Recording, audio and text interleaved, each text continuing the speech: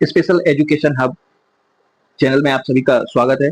जय माई की साथियों, सबसे तो पहले आप लोग हमारे YouTube चैनल को सब्सक्राइब कर लीजिए जिसने अभी तक सब्सक्राइब नहीं किया है, और वीडियो को लाइक और शेयर कर दीजिए ताकि आपके अपने सभी साथियों तक यह जानकारी साझा हो जाए। और मेरे जितने भी साथी इंस्टाग्राम पेज पे जुड़े हैं स्पेशल एजुकेशन डॉट हब पर, वह भी वीडियो को लाइक और शेयर कर दीजिए। साथियों, वीडियो शुरू करने से पहले सभी को एक बार फिर से जय माई की। दोस्तों, यह पत्र आज का ही है, लोक शिक्षण संचालनालय मध्य प्रदेश गौतम नगर भोपाल का। प्यारे साथियों, इसका विषय है शैक्षणिक सत्र 2026-27 में रिक्त पदों के विरुद्ध अतिथि शिक्षकों की व्यवस्था के संबंध में। मध्य प्रदेश शासन स्कूल शिक्षा विभाग के अंतर्गत शासकीय विद्यालयों में प्रत्येक सत्र में शैक्षणिक व्यवस्था के सुचारू रूप से संचालन हेतु रिक्त पदों के विरुद्ध ऑनलाइन माध्यम से अतिथि शिक्षक आमंत्रण की कार्रवाई GFMS पोर्टल से की जाती है। ये सारी चीजें आपको पता ही है। हम इस वीडियो के माध्यम से मुख्य मुख्य बिंदुओं पर चर्चा करेंगे। दोस्तों, जो भी प्रक्रिया होगी वो एजुकेशन पोर्टल 3.0 पर होगी। कहां पे होगी साथियों? एजुकेशन पोर्टल 3.0 के माध्यम से होगी। क्या क्या होगी हम बात कर लेते हैं पहले पॉइंट की। पहला पॉइंट है अतिथि शिक्षक आमंत्रण हेतु रिक्तियों का प्रमाणीकरण, लॉन्ग टर्म रिक्तियां। साथियों, यह चीज जितने भी अभ्यर्थी हैं उनके लिए नहीं है, यह विद्यालय स्तर का काम है। शैक्षणिक सत्र 2025-26 में अतिथि शिक्षक आमंत्रण हेतु विद्यालय में नियमित शिक्षक के अनुपलब्ध होने की स्थिति में पोर्टल पर प्रदर्शित रिक्त पदों के विरुद्ध अतिथि शिक्षक हेतु वास्तविक आवश्यकता लॉन्ग टर्म रिक्तियों के सत्यापन की कार्रवाई विद्यालय के शाला प्रभारी द्वारा की जाएगी। किसके द्वारा की जाएगी साथियों? विद्यालय के शाला प्रभारी द्वारा। जैसा कि मैंने आप सभी को बताया कि यह कार्रवाई, ये जो पहला पॉइंट है, ये अभ्यर्थियों के लिए नहीं है, ये विद्यालय स्तर का काम है और ये विद्यालय स्तर से होगा। और शॉर्ट टर्म की रिक्तियां जो हैं वह भी विद्यालय स्तर की ही हैं, वही उनको रिक्तियों को प्रदर्शित करेंगे कि कौन से शिक्षक उनके यहाँ छुट्टी पर हैं काफी समय, 2 महीने 4 महीने के लिए, तो उनके जो भी शैक्षणिक व्यवस्था रहेगी उसके आधार पर वो शॉर्ट टर्म अतिथि शिक्षक की रिक्तियां प्रदर्शित करेंगे। अब हम बात करते हैं दूसरे पॉइंट की। इसमें है अतिथि शिक्षक आमंत्रण हेतु की जाने वाली कार्रवाई। साथियों, शैक्षणिक सत्र 26-27 में अतिथि शिक्षक आमंत्रण हेतु प्रदर्शित रिक्तियां एजुकेशन पोर्टल 3.0 अंतर्गत GFMS पोर्टल पर प्रदर्शित हैं। जैसा कि आप कुछ दिनों से देख ही रहे होंगे कि ये जानकारी कहां पे है, GFMS पोर्टल पर आ चुकी है। प्रमाणित रिक्तियों के विरुद्ध ही विद्यालय में अतिथि शिक्षकों को उपस्थित कराया जाएगा। दूसरी चीज क्या है? संदर्भित पत्र क्रमांक 2 की कंडिका 3.1.2 में उल्लेखित अनुसार शाला प्रभारी द्वारा उस श्रेणी में आने वाले अतिथि शिक्षकों को विद्यालय में नहीं रखा जाएगा। मतलब जो चीज इस कंडिका में दी है, अगर अपन योग्यता नहीं रखते हैं तो उसके लिए सीधी सी बात है कि अपन अप्लाई नहीं कर सकते। तीसरी चीज है अतिथि शिक्षक आमंत्रण हेतु समय सारणी। तो दोस्तों, समय सारणी क्या रहेगी इस पे हम चर्चा कर लेते हैं। प्रथम चरण में केवल अकादमिक शैक्षणिक पदों हेतु अतिथि शिक्षक आमंत्रण की कार्रवाई। शैक्षणिक सत्र 25-26 में जिन विद्यालयों में अतिथि शिक्षक का आमंत्रण किया गया है एवं पोर्टल पर रिक्त पद है, ऐसी स्थिति में एजुकेशन पोर्टल 3.0 पर शाला प्रभारी द्वारा रिक्त अपडेशन करने के उपरांत रिक्त GFMS पोर्टल पर प्रदर्शित होगी। जो रिक्ति रहेगी, मतलब जो पद रहेगा, वो कहां पे होगा? आपका GFMS पोर्टल पर प्रदर्शित होगा। दोस्तों, GFMS पोर्टल और एजुकेशन पोर्टल 3.0 के अंतर्गत ही आता है। GFMS पोर्टल पर उपस्थिति की प्रविष्टि हेतु की जाने वाली कार्रवाई क्या रहेगी, इस पर हम बात कर लेते हैं कि लॉन्ग टर्म रिक्ति अपडेशन एवं GFMS पोर्टल पर रिक्तियों का प्रदर्शन शाला प्रभारी का के स्तर से कार्य होगा और 1 जुलाई 2026 से 6 जुलाई 2026 तक करा जाएगा। अब हम दूसरी चीज देखते हैं कि शॉर्ट टर्म रिक्तियां केवल शैक्षणिक पदों हेतु पोर्टल पर रिक्वेस्ट दर्ज करना। ये किसका काम रहेगा दोस्तों? शाला प्रभारी, संकुल प्राचार्य जो रहेंगे विद्यालय संकुल के, उनका काम है और ये कब से हो जाएगा? 1 जुलाई 2026 से प्रारंभ हो जाएगा। तीसरी चीज है संकुल प्राचार्य द्वारा शॉर्ट टर्म रिक्तियां रिक्त रिक्वेस्ट का सत्यापन। ये दोस्तों, इनका वेरिफिकेशन कौन करेगा? मतलब ये कार्रवाई कहां से, किस स्तर से होगी? जिला शिक्षा अधिकारी के स्तर से होगी और ये भी 1 जुलाई 2026 से प्रारंभ होगी। अब विगत वर्ष में कार्यरत अतिथि शिक्षक द्वारा GFMS पोर्टल पर उपस्थिति हेतु रिक्वेस्ट दर्ज करना। तो साथियों, ये भी 1 जुलाई 2026 से 6 जुलाई 2026 तक रहेगी इसकी तिथि। कब तक रहेगी साथियों? 1 जुलाई 2026 से 6 जुलाई 2026 तक। ये कौन करेगा? ये अभ्यर्थी के द्वारा, मतलब आवेदक जो है उसके द्वारा किया जाएगा कि विगत वर्ष में जो कार्यरत अतिथि शिक्षक जो थे उनके द्वारा जीएफएमएस पोर्टल पर उपस्थिति हेतु रिक्वेस्ट दर्ज करना।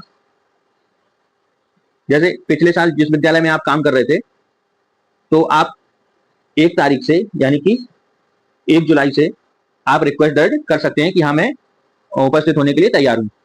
5वां बिंदु है, विगत वर्ष में कार्यरत एक पैनल पर 2 या 2 से अधिक आवेदक कार्यरत थे एवं वर्तमान सत्र में रिक्ति की संख्या कम होने पर अधिक स्कोर वाले आवेदक द्वारा निर्धारित समय सीमा में रीज्वाइनिंग हेतु रिक्वेस्ट नहीं की जाती है तो वह स्वतः ही समाप्त हो जाएगी एवं मेरिट क्रम में निचले आवेदक की रीज्वाइनिंग रिक्वेस्ट प्रदर्शित होगी। ऐसे आवेदक द्वारा पोर्टल पर रिक्वेस्ट दर्ज करना बहुत ही इंपॉर्टेंट बिंदु है साथियों ये, कि जैसे मान के चलो कि मेरा स्कूल है और वर्ग 2 में हिंदी का पैनल है, उसमें 2 शिक्षक अतिथि शिक्षक के रूप में कार्य कर रहे थे। एक का स्कोर ज्यादा है, एक का कम है, क्यों पहले 2 पद थे इसलिए 2 लोग कार्य कर रहे थे। अब वर्तमान सत्र में एक नियमित शिक्षक आ जाता है वहां पे और एक पद खाली रह जाता है, तो अब क्या होगा कि जिसका स्कोर कार्ड ज्यादा होगा, स्कोर ज्यादा होगा स्कोर कार्ड में, तो उसको प्राथमिकता के आधार पर, स्कोर कार्ड की प्राथमिकता के आधार पर उसको पहले मौका मिलेगा। अगर वह अतिथि शिक्षक ज्वाइनिंग रिक्वेस्ट नहीं डालता है, रीज्वाइनिंग रिक्वेस्ट, तो जिसका स्कोर कम होगा वो डालेगा और उसके बाद ऐसा ही क्रम चलता रहेगा। ठीक है साथियों, अब हम बात करते हैं 6वें बिंदु की। हाँ साथियों, एक चीज और रह गई कि इसकी डेट कब से कब तक है। इसकी डेट है 7 जुलाई 2026 से 8 जुलाई 2026 तक। तो साथियों कितना समय है? केवल 7 तारीख का और 8 तारीख यानी कि 2 दिन का। अब 6वां बिंदु है कि शाला प्रभारी एजुकेशन पोर्टल 3.0 पर अतिथि शिक्षक द्वारा की गई उपस्थिति रिक्वेस्ट का प्रमाणीकरण उपस्थित कराना। दोस्तों ये शाला प्रभारी के स्तर से कार्य होगा, जो भी रिक्वेस्ट डालेगा उसका वो प्रमाणीकरण करके उपस्थिति करवाएगा अतिथि शिक्षक की। कब से साथियों? ये भी 1 जुलाई 2026 से 8 जुलाई 2026 तक की प्रोसेस है। माह फरवरी से अप्रैल 2026 तक नियमित मानदेय पाने एवं सत्र में 90% ई अटेंडेंस वाले अतिथि शिक्षक ही रीज्वाइनिंग रिक्वेस्ट हेतु ज्वाइनिंग हेतु रिक्वेस्ट कर सकेंगे। साथियों ये बहुत ही इंपॉर्टेंट पॉइंट होने वाला है कि माह फरवरी से अप्रैल 2026 तक नियमित मानदेय पाने एवं सत्र में 90% ई अटेंडेंस वाले अतिथि शिक्षक ही रीज्वाइन की रिक्वेस्ट कर सकेंगे। कि साथियों जो फरवरी और मार्च और अप्रैल में नियमित मानदेय मतलब की सैलरी उठाए हैं और 90% से ज्यादा उनकी ई अटेंडेंस रही है, वही ज्वाइनिंग रिक्वेस्ट कर सकेंगे, उसके अलावा नहीं कर सकेंगे। वर्तमान में यह आदेश यही कह रहा है। आगे अगर कोई आदेश में संशोधन होता है तो उस पर भी अपन चर्चा कर लेंगे। अगली चीज है अतिथि शिक्षक पोर्टल पर आवेदक का जिस पैनल में स्कोर कार्ड है केवल उसी पैनल में विद्यालय में उपस्थिति हेतु दर्ज कराना। ही तो सिंपल सी बात है साथियों।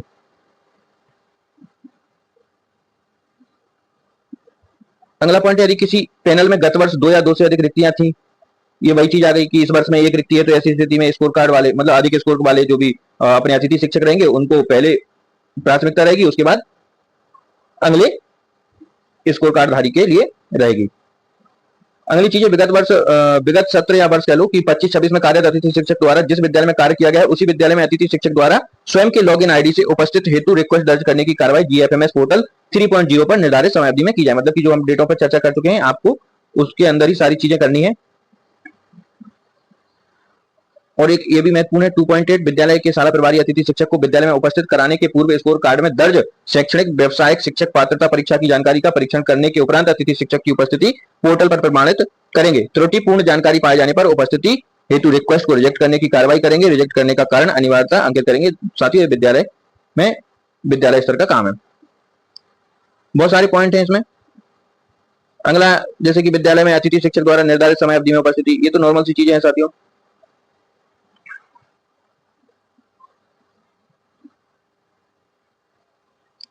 अगर साथियों ये 2.9 भी बहुत ही इंपॉर्टेंट ही लग रहा है मुझे कि विद्यालय में अतिथि शिक्षक द्वारा निर्धारित समय में उपस्थित हेतु रिक्वेस्ट नहीं देने पर एवं शाला में रिक्वेस्ट के सत्यापन हेतु समय सीमा में उपस्थित नहीं होने पर संबंधित का उपस्थिति पत्रक उपस्थिति रिक्वेस्ट स्वतः ही निरस्त हो जाएगी। इसके उपरांत आवेदक को शेष रिक्तियां हेतु होने वाली नवीन शाला विकल्प चयन प्रक्रिया में शामिल होना पड़ेगा। दोस्तों अगर आप किसी कारणवश अगर आप रिक्वेस्ट नहीं कर पाते या रिक्वेस्ट कर देते हैं और उपस्थित नहीं होते हैं तो आप स्वतः ही उस प्रोसेस में बाहर हो जाएंगे और आपको फिर नई प्रोसेस के लिए इंतजार करना पड़ेगा। अब हम बात करते हैं द्वितीय चरण में अतिथि शिक्षक निमंत्रण आमंत्रण की कार्रवाई कैसे होगी और इसकी क्या प्रोसेस है। साथियों ये भी बहुत इंपॉर्टेंट है। लॉन्ग टर्म रिक्ति अपडेशन जीएफएमएस पोर्टल पर प्रदर्शित होंगी रिक्तियां, ये किसके द्वारा होगी? शाला प्रभारी के द्वारा होगी 10 जुलाई से 12 जुलाई तक। विगत सत्र में गैर शैक्षणिक पदों पर कार्यरत अतिथि शिक्षक द्वारा जीएफएमएस पोर्टल पर उपस्थिति हेतु रिक्वेस्ट दर्ज करना, ये आवेदक के द्वारा होगी साथियों, और 10 जुलाई से 13 जुलाई तक होगी।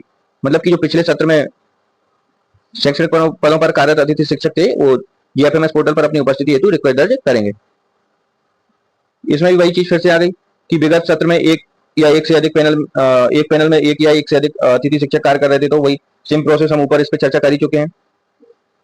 हाँ, लेकिन इसकी डेट का थोड़ा ध्यान रखना कि इस 14 जुलाई से ये चीज शुरू हो जाएगी, और ये आपको जरूर ध्यान से कर लेना है कि अगर किसी का ऐसा है कि एक ही पैनल में 2 लोग कार्य कर रहे थे, तो जिसका दोनों लोग रिक्वेस्ट करेंगे, लेकिन वहां से एक्सेप्ट उसी को किया जाएगा जिसका स्कोर ज्यादा होगा, और अगर वो नहीं उपस्थित होता है, अपनी रिक्वेस्ट नहीं डालता है, तो वो अगले को फॉरवर्ड कर दी जाएगी प्रोसेस। शाला प्रभारी एजुकेशन पोर्टल पर 3.0 पर अतिथि शिक्षक द्वारा की गई उपस्थिति रिक्वेस्ट का प्रमाणीकरण उपस्थित करना कब करेंगे साथियों? शाला प्रभारी ये चीज को आप वो करेंगे 10 जुलाई 2026 से 14 जुलाई 2026 के बीच में। अगली पॉइंट है शाला विकल्प चयन की कार्रवाई। तो शाला विकल्प की चयन की कार्रवाई साथियों, ये शायद मुझे लगता है कि नई जो होगी शैक्षणिक एवं गैर शैक्षणिक पदों पर अतिथि शिक्षकों की प्रक्रिया, उसके लिए है कि शाला विकल्प का चयन रिक्तियों का प्रदर्शन ये कब होगा? 15 जुलाई 2026 को। और इच्छुक आवेदक द्वारा शाला विकल्प का चयन साथियों ये होगा 16 जुलाई 2026 से 18 जुलाई 2026 तक। ये बहुत ही इंपॉर्टेंट डेट है, आपको बहुत ही संभाल के इनको याद रखना है, क्योंकि अगर आप ये डेटें मिस कर देंगे तो फिर आप एक साल फिर इंतजार करना पड़ेगा। शाला विकल्प चयन के आधार पर मेरिट क्रम में शाला आवंटन साथियों, आपको ये शाला आवंटन होगी मेरिट के आधार पर 21/7/2026 को। अगला पॉइंट है चौथा, अतिथि शिक्षक को दी गई शाला हेतु जीएफएमएस पोर्टल पर आवंटित द्वारा उपस्थिति हेतु रिक्वेस्ट दर्ज करना। दोस्तों, आपको जो शाला मिलेगी, आप चॉइस करेंगे शाला, आप बहुत सारी शालाओं का चयन करेंगे, उसके बाद आपको जो भी शाला आवंटित होगी मेरिट क्रम के आधार पर, आपके स्कोर कार्ड के आधार पर, तो फिर आपको क्या करना है कि 21 जुलाई 2026 से 23 जुलाई 2026 तक उस पर क्या करना है? रिक्वेस्ट करना है कि मैं वहां पर उपस्थित हो रहा हूं। अगला पॉइंट है शाला प्रभारी एजुकेशन पोर्टल पर अतिथि शिक्षक द्वारा की गई उपस्थिति रिक्वेस्ट का प्रमाणीकरण एक्सेप्ट और रिजेक्ट कर एक्सेप्ट की स्थिति में उपस्थित कराना। अगर जैसे कि कोई उम्मीदवार योग्य और उसको मतलब प्रमाणीकरण करके उसको उपस्थित कराना है, शाला प्रभारी की तरफ से ये काम कब किया जाएगा? 21 जुलाई से ही आरंभ हो जाएगा और 24 जुलाई तक ये प्रोसेस चलेगी। 3.3 है साथियों शाला विकल्प चयन की कार्रवाई शैक्षणिक एवं गैर शैक्षणिक पदों हेतु। शाला विकल्प का चयन रिक्तियों का प्रदर्शन 25 जुलाई 2026। इच्छुक आवेदकों द्वारा शाला विकल्प का चयन 26 जुलाई से 28 जुलाई। शाला विकल्प चयन के आधार पर मेरिट क्रम में शाला का आवंटन 30 जुलाई। अतिथि शिक्षक को दी गई शाला हेतु जीएफएमएस पोर्टल पर आवंटित द्वारा उपस्थित हेतु रिक्वेस्ट दर्ज करना 30 जुलाई 2026 से 31 जुलाई 2026 तक। शाला प्रभारी द्वारा एक्सेप्ट करना ये आपका रहेगा 30 जुलाई से 31 जुलाई तक। दोस्तों, इसमें भी वैसे ही सामान्य निर्देश है कि शैक्षणिक सत्र 2026-27 में अतिथि शिक्षक की कार्रवाई पूर्णतः ऑनलाइन है, किसी भी अतिथि शिक्षक को ऑफलाइन आमंत्रित नहीं किया जाएगा। ये बहुत ही इंपॉर्टेंट पॉइंट है, आप लोग देख लीजिए इनको, वीडियो में आपको दिखी जाएंगे, और आपको इसकी पूरी पीडीएफ की लिंक डिस्क्रिप्शन में मिल जाएगी, तो आप वहां से पीडीएफ भी देख सकते हैं। आवेदक की शाला में ज्वाइनिंग के पूर्व शाला प्रभारी द्वारा उस पैनल विषय से संबंधित समस्त योग्यता के दस्तावेजों का परीक्षण करने के उपरांत पोर्टल पर ज्वाइनिंग कराएं। यदि त्रुटिपूर्ण दस्तावेज के आधार पर उपस्थिति सत्यापन की स्थिति में समस्त उत्तरदायित्व तो शाला प्रभारी का होगा। साथियों, ये शाला प्रभारी के लिए, तो आप अपने सारे डॉक्यूमेंट सही से और लीगल लगाएं, जिससे कि आपको भी परेशानी नहीं हो और विद्यालय स्तर पर भी किसी प्रभारी को परेशानी नहीं हो। अगली चीज है शैक्षणिक सत्र में 25-26 में जिन आवेदकों या अतिथि शिक्षकों की अटेंडेंस 90% या उससे अधिक है, वह आवेदक ही सत्र 2026-27 हेतु रीज्वाइनिंग के लिए पात्र होंगे। साथियों, इस बार क्या कर दिया है कि जिसकी उपस्थिति 2026-26 में 90% या उससे ज्यादा रही है, तो वही रीज्वाइनिंग के लिए पात्र होंगे। अगला पॉइंट है अतिथि शिक्षक की सेवाएं पूर्णतः अस्थायी हैं। विद्यालय में नियमित शिक्षक की उपलब्धता होने पर शिक्षक की सेवाएं स्वतः ही समाप्त हो जाएंगी। साथियों, जैसे ही कोई अगर बीच में कोई नियमित शिक्षक आ जाता है तो आपकी सेवाएं समाप्त भी हो सकती हैं। अतिथि शिक्षक की उपस्थिति प्रति दिवस ई गवर्नेंस प्लेटफॉर्म के हमारे शिक्षक ऐप के माध्यम से शाला प्रारंभ होने के निर्धारित समय पर उपस्थित ऑनलाइन दर्ज की जाएगी। दर्ज उपस्थिति के आधार पर ही अतिथि शिक्षकों का मानदेय जनरेट होगा। अतिथि शिक्षक ऑनलाइन उपस्थिति नहीं लगाएंगे, उन्हें मानदेय की पात्रता नहीं होगी। साथियों, यह भी बहुत ही इंपॉर्टेंट पॉइंट है। और 3 पॉइंट बचे हैं, उन पर भी हम चर्चा कर लेते हैं कि अतिथि शिक्षक द्वारा निर्धारित समय सीमा में उपस्थित हमारे शिक्षक ऐप के माध्यम से उपस्थिति दर्ज नहीं करने पर उस दिवस का मानदेय जन्य नहीं होगा। जिस दिन साथियों आपकी उपस्थिति नहीं लगेगी आप एब्सेंट माने जाएंगे, सीधी सी बात है। समस्त विकासखंड शिक्षा अधिकारी प्रतिमाह की 5 तारीख तक अनिवार्यतः अतिथि शिक्षकों के मानदेय का भुगतान करेंगे। लेकिन ये साथियों ऐसा तो शायद पॉसिबल ही नहीं है, क्योंकि जब बजट आता है तभी सैलरी आती है, ये बात सभी जानते ही हैं। और अगर 5 तारीख तक अगर आदेश में दिया है, हो सकता है पॉसिबल हो जाए, तो ये बहुत ही अच्छी बात है। अभ्यर्थियों से प्राप्त अभ्यावेदनों को संचालनालय स्तर पर गठित समिति द्वारा निरीक्षण कर निराकरण किया जाएगा। अभ्यर्थी ईमेल आईडी dpi.atithi@gmail.com पर अभ्यावेदन भेज सकते हैं। साथियों ये था पूरा प्रोसेस जिसपे हमने चर्चा करी है। सभी साथियों को एक बार फिर से जय माई की। साथियों वीडियो अगर अच्छा लगा हो, जानकारी आपको पसंद आई हो, तो आप वीडियो को शेयर करें, वीडियो को लाइक करें, चैनल को सब्सक्राइब करें। आपको यह वीडियो हमारे YouTube channel special education hub और Instagram page special education .hub पर मिल जाएगा। जो भी साथी अभी तक हमारे चैनल को फॉलो नहीं किए हैं, सब्सक्राइब नहीं किए हैं, वो चैनल को फॉलो और सब्सक्राइब कर लीजिए और बेल आइकन को प्रेस जरूर कर लीजिए, ताकि जैसे ही कोई भी जानकारी आती है, हम वीडियो डालते हैं तो आप तक पहुंचे। और ज्यादा से ज्यादा शेयर और लाइक करें। Thank you.